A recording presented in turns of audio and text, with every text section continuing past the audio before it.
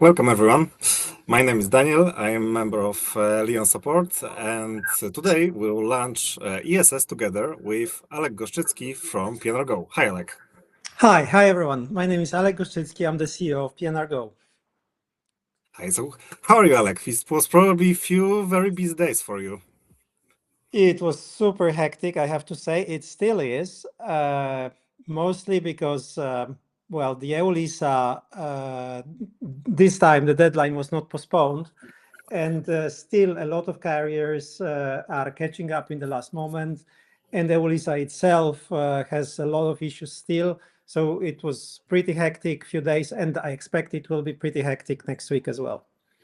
Okay, so everyone are panicking or they are calm? Well, Or it once depends. it depends. Once explained, once kind of we understand the process, I think people are pretty calm. Okay, so that is why we are here, everyone, to give you knowledge about entry-exit system that is coming to Europe. We want to share everything so you will know what are the new regulations. We are Leon and also PnrGo. We want to provide you the best knowledge. So I know, Alek, that you have a lot of very useful information for us and for clients that are using both systems and that are considering the system. So please go ahead and share this knowledge with us. We're waiting. I will give you like a 5 slides overview, or maybe 8, and then we'll jump into the system and show you how this really works. So let me share my screen. The EULISA system is being implemented not as of today. It's actually something that it's being worked on for quite some time. And basically, the start of this project was I don't know, maybe just after COVID in 2022 or 23, and there were go-lives after go-lives that got postponed. This system affects, Daniel, you see my screen, right? Yes, I can see. So everything is correct. Everything is correct, but I cannot change the slides for some reason. Maybe you can try to unshare and share again. Sometimes it's... Maybe now? Yeah, I saw that you have switched the slide. Cool. Basically, we're at Go Live today. Something that has started, this Go Live started in October.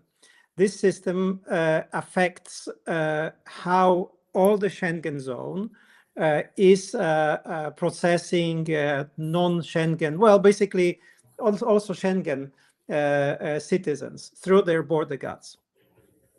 And this system, at its core, affects the way the biometric information is being scanned on the entry and on the exit, regardless of which country you're entering. So before entry-exit system, you could enter in, let's say, Poland, and you could leave the Schengen zone in Spain.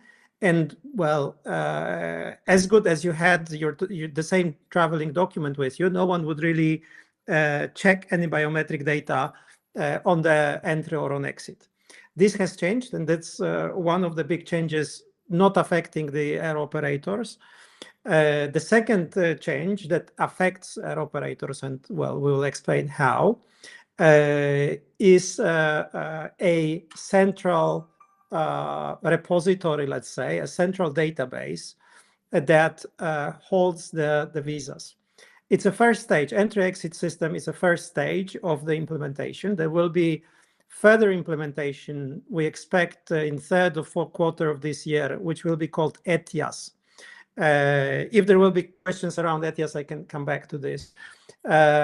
But basically, a European Union will be issuing a visas in a central way, and will validate those visas in a central way. And today we are starting the transition period where basically you can do both. You can manually inspect the visa, and you can query for the visas that are already issued centrally, which will end, as on this slide, in October 2026, where the full digital process will be implemented. We have some, like the territorial scope of the EES. It's pretty consistent with the Schengen zone, with some exceptions. I think the biggest two exceptions are Ireland and Cyprus. Cyprus is not in the Schengen zone, despite the fact that it is part of the European Union, and it's progressing to be part of the Schengen zone. I think there are plans for this year, and I think Cyprus will join the EES together with the Schengen zone. And there are some really tiny exceptions, like Greenland, Faroe Islands, some French islands, and Svalbard, who are considered a third-party territory. And then basically, if you would have a flight that departs from those, you would have to query the entry-exit system as you would be coming from a third country, like, I don't know, Egypt or Turkey. All the other countries are the same, and that's a big difference between the PnrGo regulations that you may be aware of and this regulation. This regulation, the mistakes of the European Union are much less, namely the fact that it's consistent through all the countries that are within this the scope of this system are treated in exactly the same way. So regardless whether you arrive to Estonia, you arrive to Italy, you arrive to Poland, Norway, whatever, you query the interface in exactly the same way. So, Alek, if I'm from the list from, let's say, Austria or Romania, then in case of, let's say, operator, that in this case, there will be no, let's say, longer boarding or something. But let's say if I have passengers from Cyprus, then I need to take some time to let's say, give passenger more time to prepare everything, right? Because the scans of the fingerprints and the photos might take away probably. Well, that's a very good question. We observe what's going on the major airlines, major airports. So I think that the biggest difference would be whether you're departing from the general aviation terminal or the main terminal. You can expect some delays on the main terminals. We've seen some news from the Polish airports so far. We'll see if there will be further delays, if it's temporary or it actually takes longer. If you're departing from the general aviation terminal, I think it's minimal. You know, whether the border check takes 2 minutes or 5 minutes on even 10 passengers, I don't think it matters that much. Okay, thank you. Cool. So the carrier obligation. So, you know, I said that it's changing the way the border guards work, but actually with this change comes a change for the operators. And this change is regardless whether you're a scheduled operator or unscheduled operator, you operate on BizJets or you operate on the larger planes. The only difference is private flights. I will address that in a second. But basically, regardless of the size of a plane and number of passengers carried, you have to query the central EULISA interface with certain data in an interactive way. So basically, you need to get a board, no board message. And you need to do it only for particular passengers. So that's maybe a good news out of all of this, that the only scope that is right now within this entry-exit system query to the carriers is a short-term visas. Single or double entry, it doesn't matter. On inbound flights from the third countries, that's also important. If you're doing a, let's say, domestic flight in this sense, so between the Schengen zone, you don't need to do it. There are penalties. Read this carefully. The penalties are not for not use of the interface itself, but actually the penalties are for arriving with a passenger that has infringed the visa, or has no visa, or has no entries left to the European Union zone. Such passenger, first of all, will not be allowed, and you will have to take them back. This is standard regulation. I think it's there for some time. And you may be penalized depending on the local regulations. I don't know if I even don't know what are the Polish regulations right now, but the European Union wide regulations is anything between 3,000 euro and €500,000. So I guess if you would come with a plane of 180 people without visas, someone would try this larger lump sum penalty on the carrier. But this is like a penalty per flight, or it's like monthly penalty? How this is like Per flight, like basically per per operation. flight? Yeah. Okay, so if the operator has a lot of flights, then they must check it, because there must be check a it, yeah. very big penalty. Yeah, Based on the let's say amount of flights. The penalties on paper are huge. I think it's basically to force the operator, even larger operator, to take it seriously and comply with those regulations. So that's the method to impose the regulation on the carriers. But yeah, it's per incident, I would say. So I mentioned that, and that's what I say about the good news. If you carry a EU or a Schengen national, you don't need to use the interface.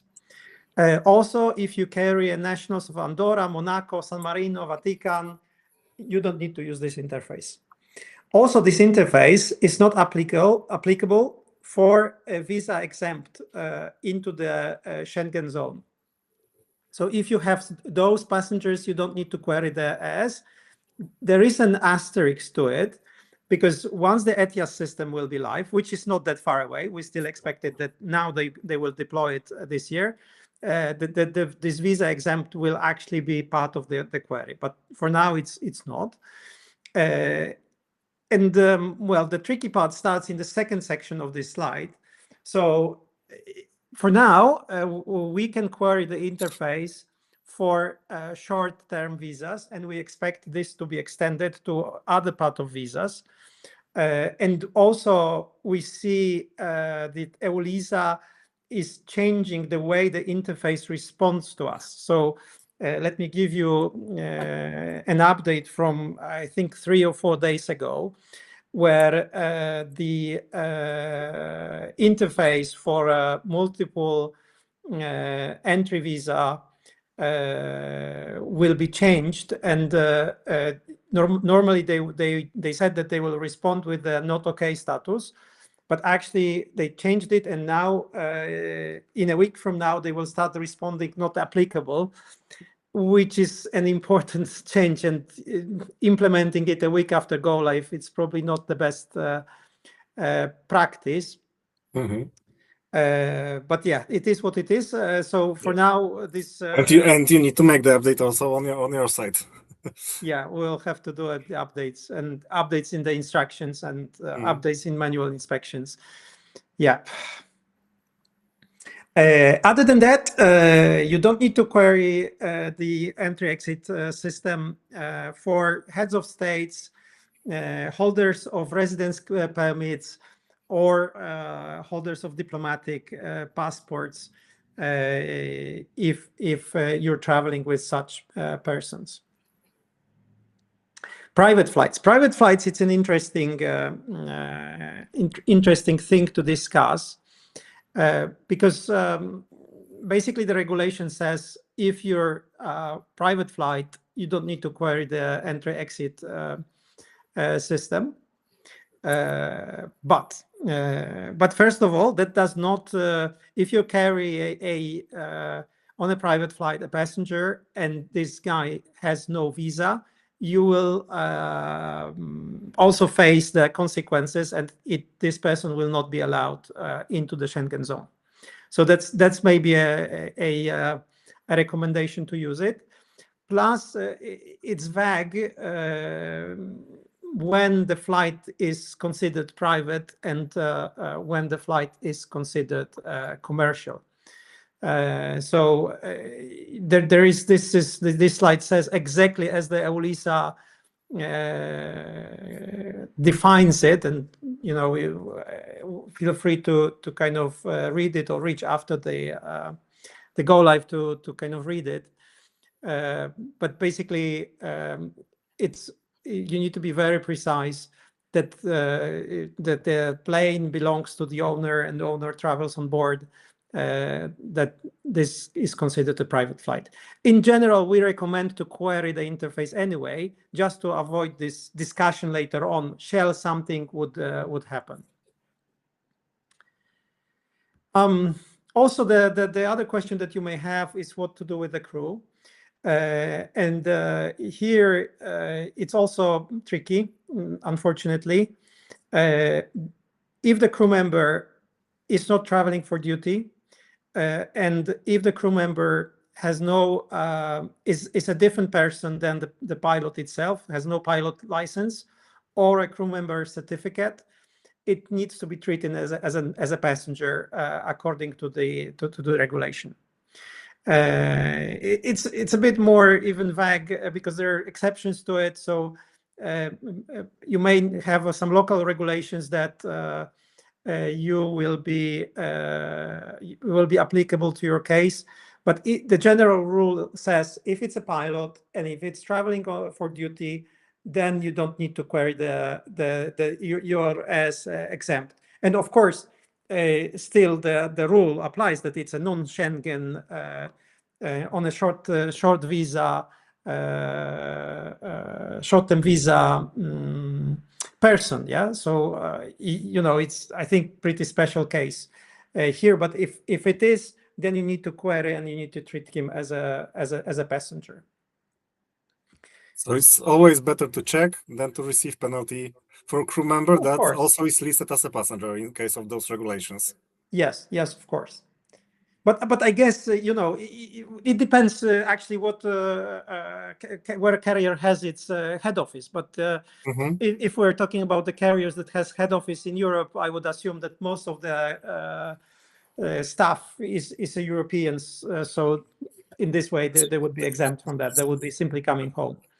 But for those who are, I don't know, in the Middle East and are often flying, they need to watch out for that rule that basically any non-pilot needs to be checked by the entry-exit system.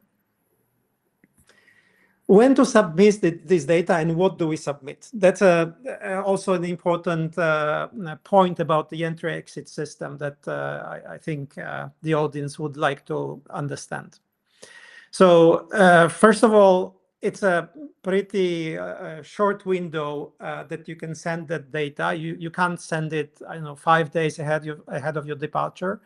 The system will accept the data 48 hours ahead of departure up to the at departure time. And the response, if there is no technical error, is basically instant. Yeah, so depends on your operational situation. You can send that data within this window 48 hours to departure time at discretion. You can also send this data multiple times. So let's say you have 2 passengers, but you expect the third one. You can go ahead and kind of submit the 2 passengers, and then once you have data for the third one, submit it again, or wait for the full passenger list. It's basically at discretion, and EULISA is not restricting how many times you query the interface for the particular flight. There's another restriction that I think it's, and Daniel, I think you will be talking about this a bit more in the system itself, that if any of the passengers has an incomplete information, you can't receive a proper response from the entry-exit system for the remaining passengers. So it doesn't work like this, that, okay, you have traveling details for myself, but you don't have traveling details for Daniel, and we're flying together. So let's send a message, and then let's receive the board message for Alec, and we'll query for Daniel later. No. The way it will work, that it will fail to process that message for both of us, basically. So you composing the passenger list, you have to put a traveling documents for Alec and Daniel and submit it together to get a full response for both of us. Yeah, and not do it partially.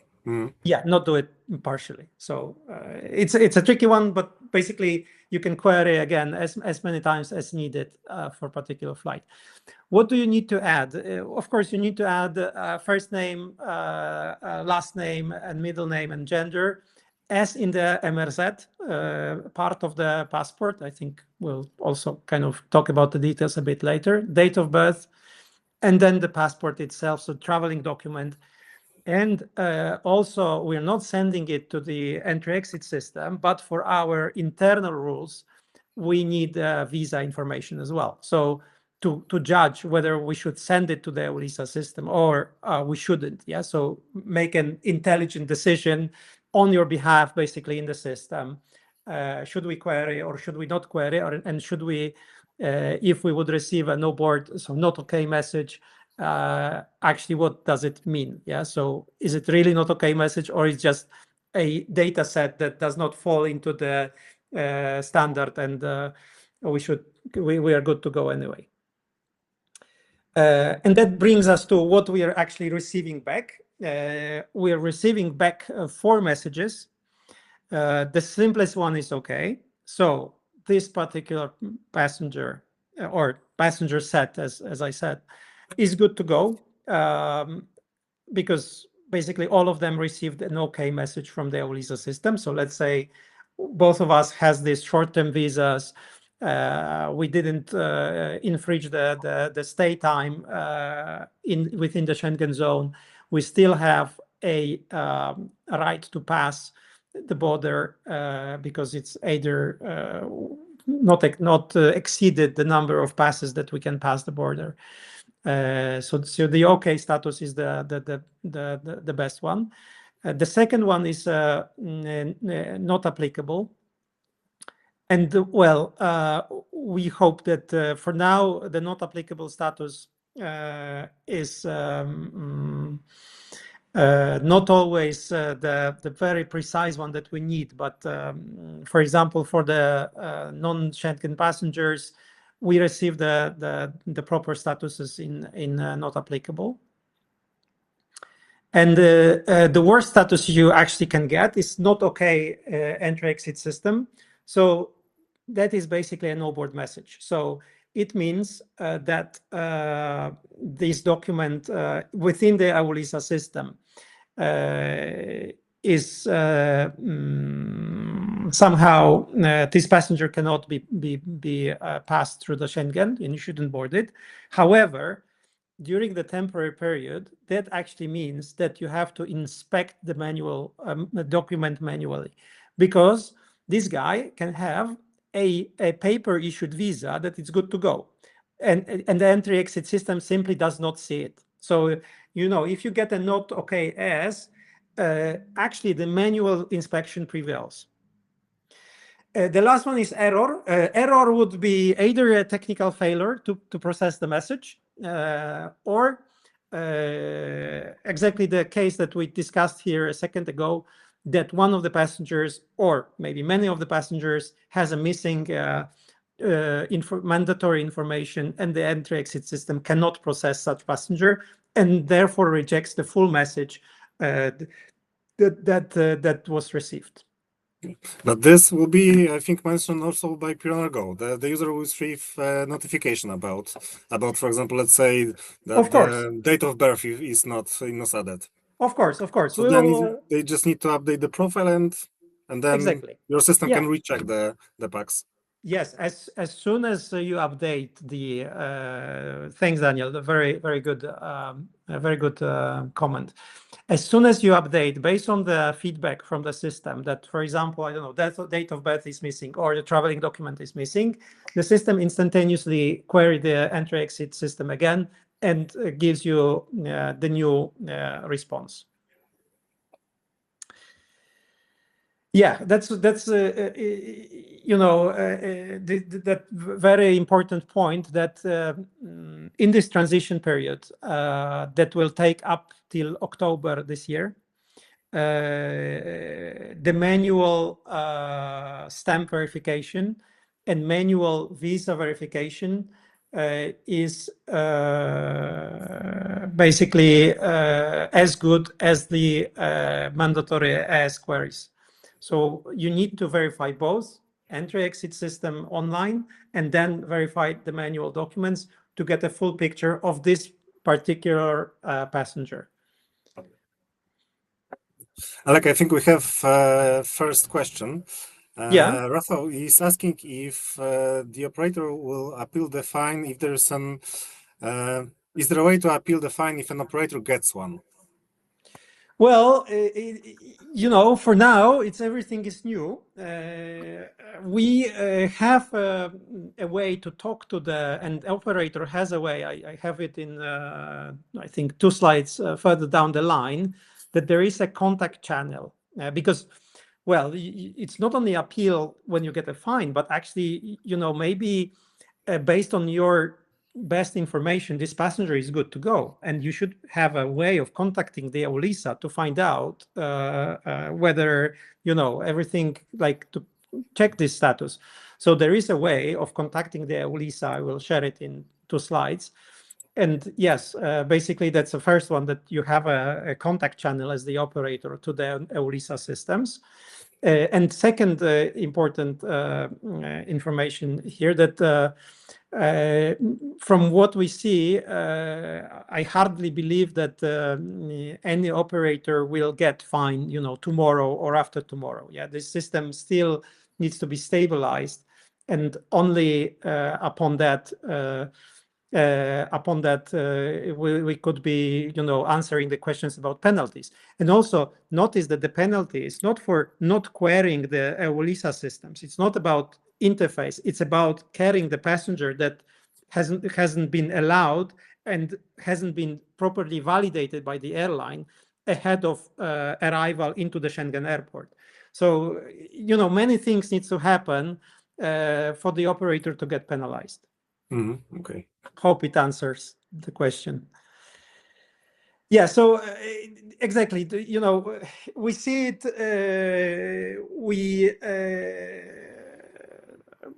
as we speak, I would say that since October, we are launching the operators. I think the first ones that were launched were on the edge of the year. So we have some track record working with the EULISA systems. And there are some things that definitely, you know, we learned down the road. The first one thing that it's pretty common, that the EULISA systems are not working as stable as they should on the technical level. And even if the operator has an account in COBST, which I will explain in a second, sometimes there is an error message, carrier not authorized. In such case, if you will get such a message, repeat it. Repeat it. Our best practice here is repeat it after 2 hours, but basically it's nothing holding you back repeating it after some time. If not, if even after 2 hours or a few hours time, you still get the carrier not authorized message, it means that the EULISA done some bad configuration on their side, and you need to contact the system via COBST system. The second lessons learned that I want to share, that definitely will be valid for you guys, that well, in some fields you may not have a first name, in some documents, and actually that's an important message also to get across, EULISA will not accept passports older than 10 years. It's important to know it. But some passports, you will have two cases. The one case, passport has an expiry date that it's older than 10 years. In this case, you shouldn't carry that passenger. It will not be allowed. EULISA does not allow or to cross the Schengen zone with a passport older than 10 years. The second case is that the passport has no expiry date. Okay, in such case, you still should count if the passport is not older than 10 years. But if there is no expiry date, put some fictional value like 3000 or anything that sticks. And basically you have to put, you can't leave this field empty. And the third best practice here is that if the name is too long, probably you took it from the main passport body and not to the MRZ, from the MRZ part. Use the MRZ part if you're in doubt. If there is a difference that the name is longer somehow, use the MRZ instead of the actual headline on the passport. Yeah, so what to do?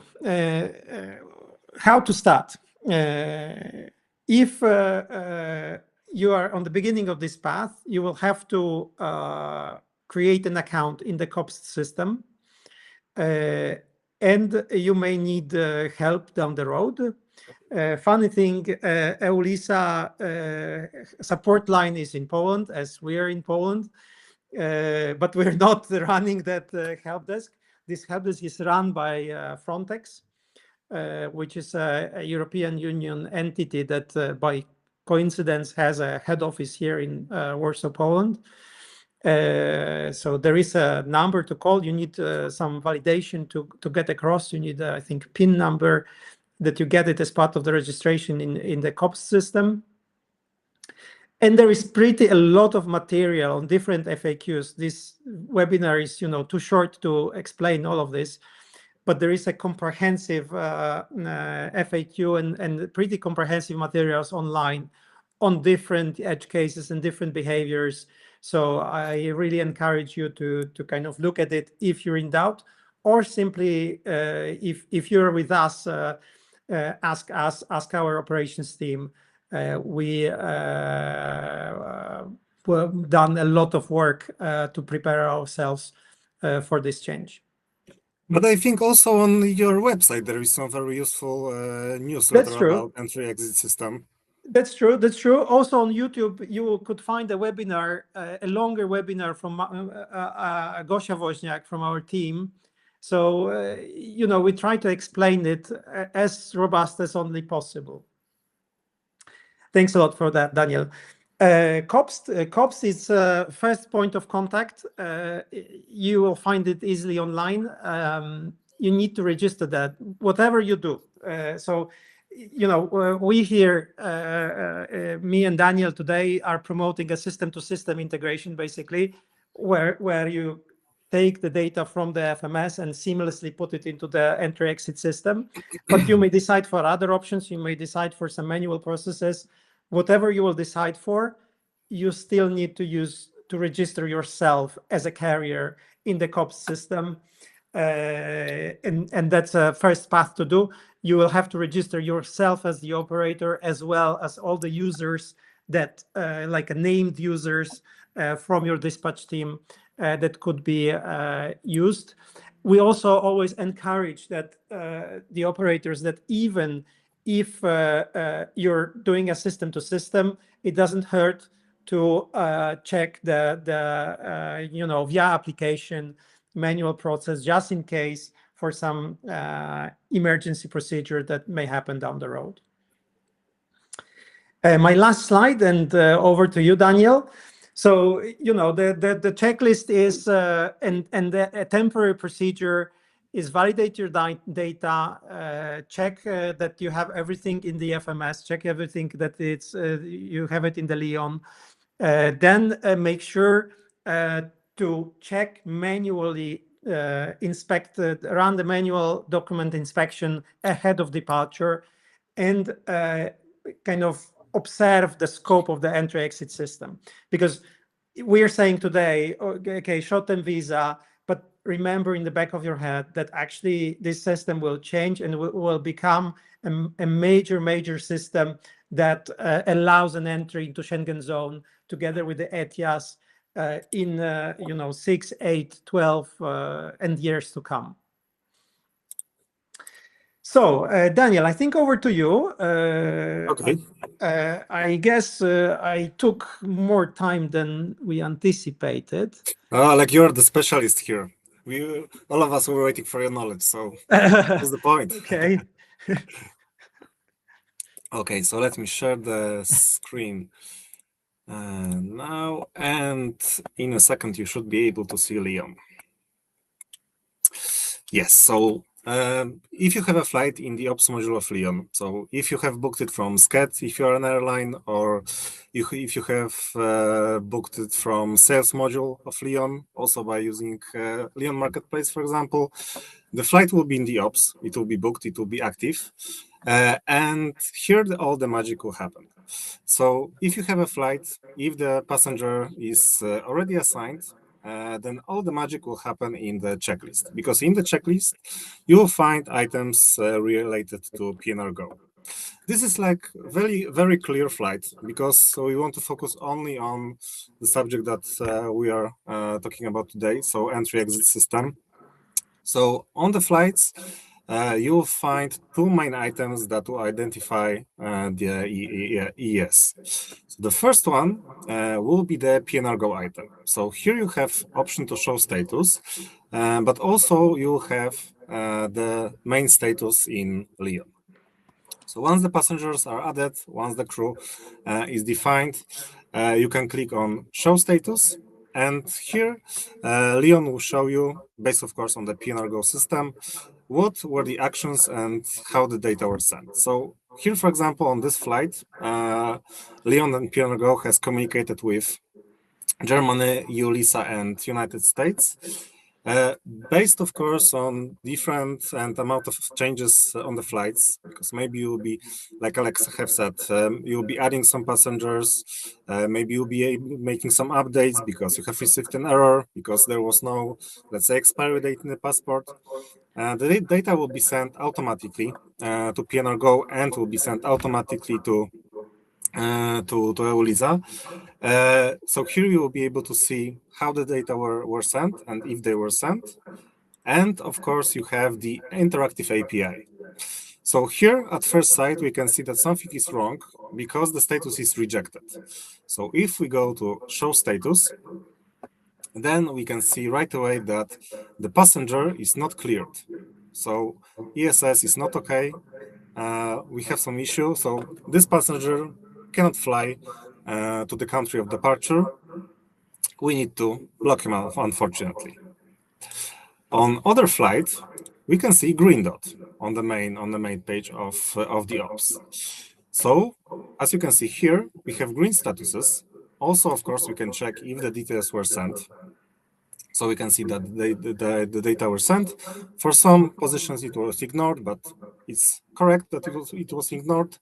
For a lot of positions, it was completed, so the data were sent correctly and were correctly transferred to PnrGo and to Leon. If you go to show status, then we can see that this PAX is not applicable. So we can travel with him. He is cleared. Everything is correct. Also, we have next flight where the passenger is cleared. So probably in this case, he has active visa, everything is correct. He or she can fly. And the last flight, also we have a passenger. So in this case, also this is not applicable. So everything is cleared and we can go. As per the mandatory details that should be filled in Leon, everything, of course, is in the passenger and user profile. So in the PAX tab, You will find passengers. In the crew tab, you will find crew members. And when you are editing the crew member, you must make sure that every entry is correctly added. So if the crew member has the date of birth added, if the correct name and surname is added, of course, the details of country of passport must be correctly filled, then the details can be sent. Of course, in Leon, you can also add visas. So if you enter PAX profile that has a visa, you have the correct fields to fill in the data to PnrGo. So you have country of issue that is important, so you need to fill it. Number of entries can be added, maximum number of entries also can be defined, or you can also mark the box if the visa is multi-entry. So then, of course, the details will be sent, and Leon and PnrGo will check the requirements. Yeah, that's you may not notice, but we're not sending visa itself to the entry-exit interface. However, we need it to understand, should we send it to the entry-exit system? Yeah, we don't want to send the data that we would get a not okay answer because, for example, it would be a long-term visa that right now is not falling under the entry-exit scope. Yeah, so that's why we need the visa information to process the logic in a correct way. Okay, thank you for clearing it, Alek. Thank you. Yeah, so as you can see, the process is very easy. You just need to enable the integration. Of course, you need to use Leon, so you can also enable the integration, and then you just need to activate the items. They will automatically appear on the flights because on Leon you can customize which items should appear automatically. There are different criteria for adding the items, but for PnrGo you need to mark them to be visible always. So the passengers and the crew will be checked, and you will avoid the penalties. But how to contact PnrGo? If you are a user of Leon, then you can go to the admin panel, which is under gear icon, and right here you have the add-ons. And here you'll find PnrGo. On the first page, you'll find the description, and of course you'll find the main page of PnrGo. If you click it, you'll be transferred to it. Here also you'll find the newsletter about the EES, so you can get your ebook. And on configuration, you can check the details, the connected aircraft. So every detail is visible. You can also see right away to which details of your account the integration is connected to and what kind of details they have access. As per Leon, if you are not using our system, then please visit our main page, leonsoftware.com. On the first page, just after you enter it, you'll be able to request for a free trial, which is 1 month. You can test Leon however you want. We have the whole support team, sales team, everyone to help you with any questions from the beginning of the trial to your normal work when you subscribe to Leon. So please contact us. Please contact PnrGo and enable the integration as soon as you can if you are not using it. But hopefully, a lot of clients will do it after this webinar. Because PnrGo is not only covering EES, they have a lot of useful functions. That's true. Well, if you're using it, we hope you're fully registered already with the EULISA. If you're not, bear with us. We're doing everything we can. Like, it doesn't stay on our end more than an hour, and we push it back to the EULISA systems to process. It takes some time, as I said. And yeah, hope we will have a smooth go live. It won't be postponed this time. We are pretty sure of that.